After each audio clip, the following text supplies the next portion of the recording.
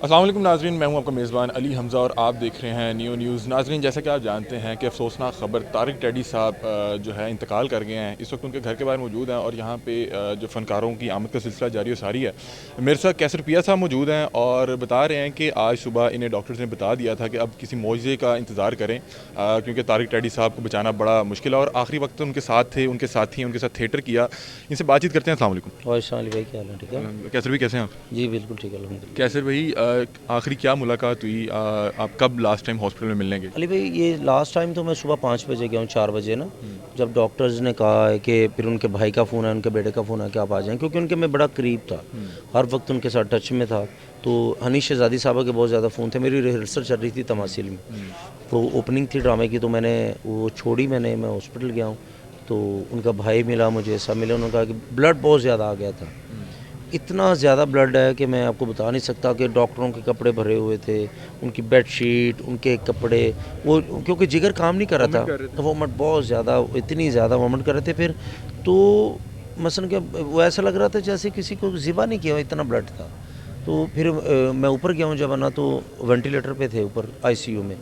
तो मैंने अली भाई उनको जब देखा ना, तो मुझे पता चल गया था। फिर डॉक्टर्स, मैं सबसे ज़्यादा क्रेडिट दूंगा पीकेएलआई के जो डॉक्टर्स हैं, डॉक्टर्स रात अमला, उन्होंने इतनी ज़्यादा केयर की, इतनी मोहब्बत का इजहार किया कि वो तारक टैडी साहब को ऐसे समझ रहे थे को अपना बंदा है जैसे।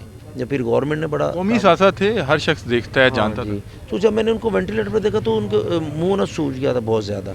वो मैंने डॉक्टर थी, एक लेडी थी, नाम नहीं उनका था, मैंने ब्लाया, मैंने कहा बेटा क्या आप क्या कहते हैं? कहते वो, उन्होंने बोला कि कैसर भाई आप दुआ ही कर सकते हैं इनके लिए, कोई मौजा जो होगा तो, नहीं तो ब्लड प्रेशर मैंने बताया काफ़ी जगह पे कि 20-40 था अली।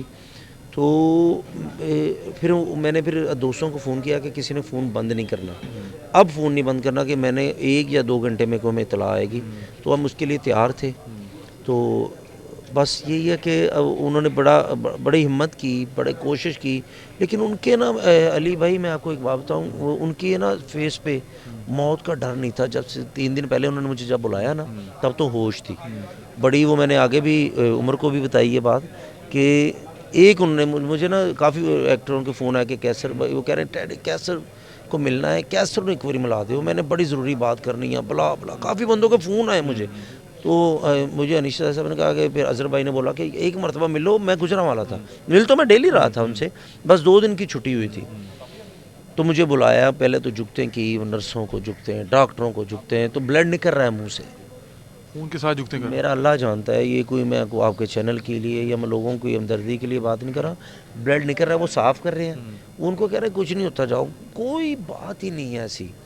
तो फिर उन्होंने मुझे बात की, मैंने कहा मुझे बताया बात क्या करनी है। उन्होंने पहले तो ये बात की कि ये जितने भी मैं सुन रहा हूँ ना, मुझे बता रहे हैं लोग, मेरे भाई ने बताया कि सोशल मीडिया पे आके लोग अमदाद मांग रहे हैं। तो यार मेरा कोई घर बेच दो, मेरी गाड़ी बेच दो, मेरा कोई चीज़ बेच दो। या मैंने कहा तो ये किसी से पैसे ना मांगो, लोग क्या सोचेंगे, ये मैं कसम खा के ये बात बोलता हूँ। फिर मैंने उन्हें कहा कि टैड साहब कि आप पाकिस्तान के फ़नकार हैं, आप सुपरस्टार हैं, आपका हक है, गवर्नमेंट ने अपनी तरफ से नहीं देना, ये हमारे पैसे हैं, जितने भी आपसे आपके फैंस मोहब्बत करते हैं, उनकी जमा की हुई दौलत है। तो परवेज़ लाई साहब ने बड़ी एफर्ट की, तो उनको मैंने फिर समझाया, मैंने कहा जब आप ठीक हो जाएंगे हम इनके पैसे वापस कर देंगे गवर्नमेंट के, यही है ना, मैंने कहा बाकी अच्छा पिया साहब, मैं आपसे पूछना चाह रहा हूँ कि हमने देखा कि यहाँ पे उमर शरीफ साहब, यानी कि वो इंतकाल से कबल बहुत ज़्यादा बीमार थे। मस्ताना साहब, बबू बराल साहब बड़ी मुश्किल हालात में इस दुनिया से गए। बाद में गवर्नमेंट इनको ये देंगे वो देंगे, जो ज़िंदा है उसको तब क्यों नहीं दे रहे कि वो एक इज़्ज़तदार तरीके से अपना इलाज करवा सके, उसको इलाज के लिए किसी की तरफ देखने की ज़रूरत भी ना पड़े, कुछ चीज़ बेचने की भी ज़रूरत ना पड़े। मैं, मेरा भाई है छोटे, बड़ा अच्छा आप काम कर रहे हैं, मैं बड़ा खुश हूँ आपसे। मैं सिर्फ ये 2 बातें करना चाहूँगा। पहले तो हमें अपनी केयर आप खुद करनी चाहिए, अपनी जो सेफ्टी खुद बनानी चाहिए, हमको सेव करना चाहिए। जब अल्लाह पाक पैसे दे रहा होता है ना, या इज़्ज़त दे रहा होता है, तो हमें होता है कि ये सारी ज़िंदगी रहेगी। वो कहते हैं ना रूज पर ज़वाल भी आता है, ठीक है ना, तो उसकी हमें तैयारी करनी चाहिए। उसके बाद हमारे पाकिस्तान का ये इशू है कि जब बंदा मर जाता फिर उसकी वो कदर, लेजेंड बन जाता है। ये लेजेंड बन जाता है, पहले उसकी कदर नहीं होती। बस कहना पड़ता है, सबसे प्रॉब्लम हमारे पाकिस्तान में हमारी गवर्नमेंट को ये कहना पड़ता है कि ये बीमार है, इनकी हेल्प करें। उनको फनकारों, पता होना चाहिए कि मेरा कौन कौन सा फनकार रियासत माँ होती है। सर देखें, टैक्स फनकार देता है, पाकिस्तान का एक शहरी फ़नकार है। तो पहले तो ये इंडस्ट्री माना ही नहीं जा रहा, ना फिल्म इंडस्ट्री माना जा रहा है, ना थिएटर इंडस्ट्री माना जा रहा है। वो अपने बलबूते पर वो सब चीज़ें कर रहे हैं या कोई सारा जैसा काम। मैं आपसे इंटरव्यू का अख्ताम करूँगा, एक आध सवाल है कि एक शख्स जिसके साथ आपने इतना थिएटर किया हो, जो इतना आपको हँसाता हो, जो इतना खुश मिजाज हो, उसको इस हालत में देखना कि वो खून की उल्टियाँ कर रहा है और अपने आखिरी घड़ियाँ गिन रहा है, वो क्या लम्हे थे और किस तरह अपने आप को आप किस तरह उनके सामने पेश करते मैं अभी हम हिम्मत करके बैठे हैं कि पता नहीं अकेले में हमारे साथ क्या होगा या क्या कंडीशन होगी हमारी। तो जब मैंने उनको देखा ना कि एक बंदा एक सेकंड चुप होने वाला नहीं है, तो उनसे बोला नहीं जा रहा। लास्ट जो मैंने वेंटिलेटर पे उनको देखा ना, तो मैंने तहज्जुद की नमाज़ पढ़ी आके घर, तो फिर मैंने फजर की नमाज़ पढ़ी, तो मैंने अल्लाह का शुक्र अदा किया और उनकी आसानी के लिए दुआ की थी। इतनी तकलीफ में थे? इतनी तकलीफ़ में थे, मैं आपको भी अब किसी को बताना नहीं चाह रहा, आपको बताया भाई कि मैंने उनकी आसानी के लिए कि या अल्लाह पाक या तारक डैडी साहब को ज़िंदगी दे दे या फिर इसे आसानी दे दे, तकलीफ ख़त्म कर से ख़त्म करिए। ड्रिपें लगी हैं, वेंटिलेटर लगा हुआ है और ब्लड निकल रहा है। अभी मैं ईदी सेंटर पे उनकी डेड बॉडी पड़ी है, तो अभी भी ब्लड निकल रहा था। वफ़ात के बाद भी? वफ़ात के बाद भी उनका ब्लड, क्योंकि वेंटिलेटर से जब बंदा उतरता ना अली भाई, तो वो प्रॉब्लम होती। मेरे वाला साहब को ये इशू हुआ था, तो वो डेड बॉडी वो ख़राब होना शुरू हो जाती है। तो अभी भी हम इधर नहीं लेके आए, अभी इंशाल्लाह 2 बजे लेके आएंगे, 2 ढाई बजे, और 3 साढ़े 3 बजे हम लेके चले जाएंगे। जनाजा कहाँ पे? जनाजा हम ये शाह फरीद कब्रस्तान है, उधर जनाजा 3:30 बजे मसलन असर के बाद होगा जनाजा।